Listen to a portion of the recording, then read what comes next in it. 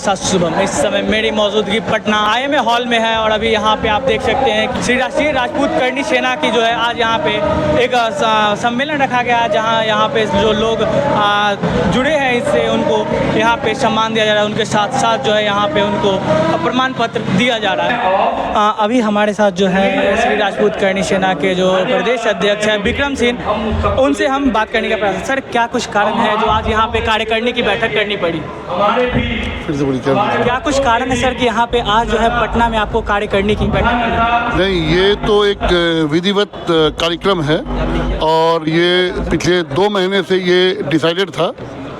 2 महीने से हम लोग इस तारीख को निश्चय करके और ये हमारे अध्यक्षता में पहली बैठक है जो सिर्फ और सिर्फ पदाधिकारी की बैठक है, प्रदेश पदाधिकारी और जिला पदाधिकारी की। ये बैठक सिर्फ आगाज़ है और हम अपनी ताकत को देखना चाह रहे थे कि आखिर हम लोग कितने अच्छी तरह से संगठित हैं बिहार में। इसका अनुमान लगाने के लिए बैठक बैठाया गया था और मैं बहुत खुश हूँ कि बहुत बढ़ चढ़ के लोगों ने इसमें हिस्सा लिया है। सर, कुछ दिन पहले जातीय जनगणना हुई थी, उसमें जितनी जनगणना हुई थी उससे कोई भी जाति नागरिक खुश नहीं थे, खासकर राजपूतों में खासा रोष व्याप्त था। क्या ये जनगणना से खुश है? क्या ऐसी जनगणना होनी चाहिए? देखिए, जो जनगणना हो रही है, सबसे पहली बात तो जातिगत जनगणना होनी चाहिए, मैं तो इसका विरोधी हूँ। लेकिन हम लोग जो ये संगठन चला रहे हैं, ये हम राजपूत संगठित हो करके और ताकतवर हो करके अपने ताकत से उन सब का मदद करना चाहते हैं, चाहे वो किसी भी कौम के हों, किसी भी जाति के हों।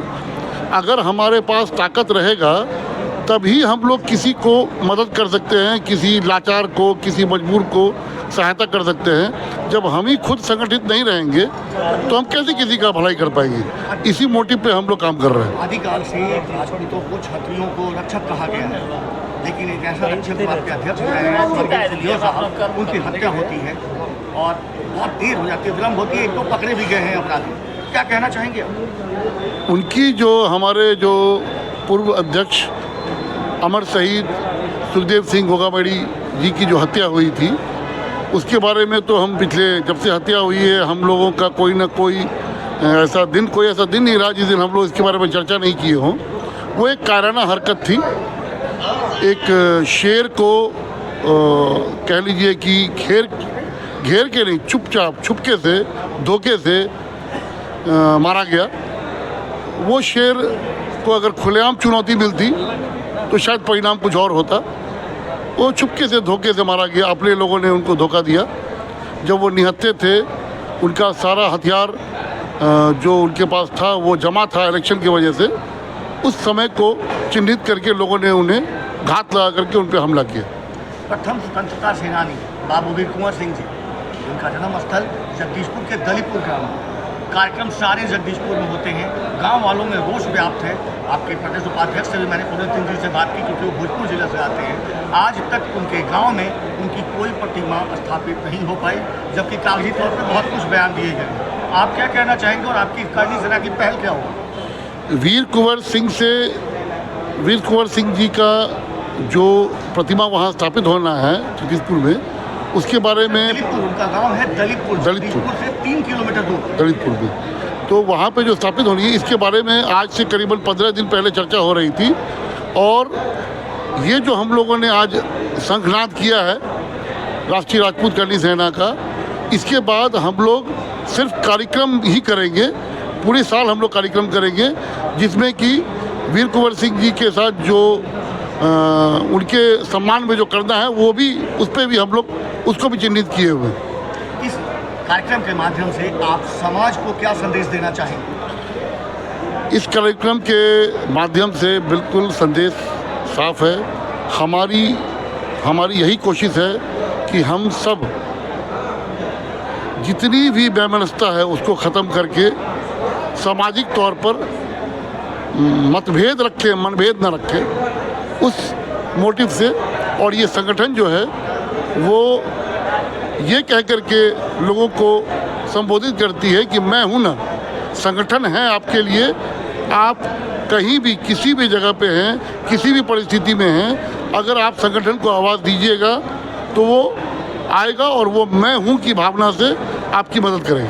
सर एक आखिरी सवाल, कुछ दिन पहले अगर हम करनी सेना की बात करें, राजपूत करनी सेना की बात करें, तो मकराना साहब जो श्री राजपूत करनी सेना से आते हैं उनके ऊपर जो है करनी सेना की तरफ से ही हमला कर दिया जाता है। तो आपस में जब करनी सेना सेफ नहीं है तो फिर आम राजपूत कैसे सेफ? नहीं, बिल्कुल सही है आपका बात, लेकिन एक बात जान लीजिए, एक छोटे से परिवार में जहाँ 2-3 भाई होते हैं, छोटा सा परिवार जिसमें 2 बेटा है, मान लीजिए आप 2 भाई हैं, 3 भाई हैं, आप भाई लोग आपस में लड़ते हैं तो आपके पिताजी क्या करते हैं? ये एक पारिवारिक चीज़ है। हम लोग परिवार में आपस में लड़े झगड़े, वो अपना आपस का मामला है और फिर हम लोग का सुलह होता है। गरम खून है, खून गरम होता है और उसमें उबाल आता है और इस तरह का हरकत हो जाता है, जिसके लिए अगले ने माफ़ी भी मांगा है और इस पर सारी प्रक्रिया हम लोगों ने दी है और ये होता है, ये इसमें कोई बहुत बड़ी बात नहीं है। इस तरह की चीज़ होते रहते हैं। आपकी भविष्य की कार्य योजनाएं क्या क्या? सबसे पहले तो हमें संगठित होना है। हमने ये मैसेज देना है आज कि मतलब गलत हाथों में ताकत है तो हमें परेशानी हो रही है, और गलत हाथों में ताकत इसलिए है क्योंकि जो सही लोग हैं वो लोग अपनी ताकत का सही इस्तेमाल नहीं कर रहे, इसीलिए गलत हाथों में ताकत है। जिस दिन सही लोग अपने ताकत का अंदाज़ा लगा लेंगे, गलत हाथों से ताकत निकल के सही हाथों में आ जाए। धन्यवाद सर।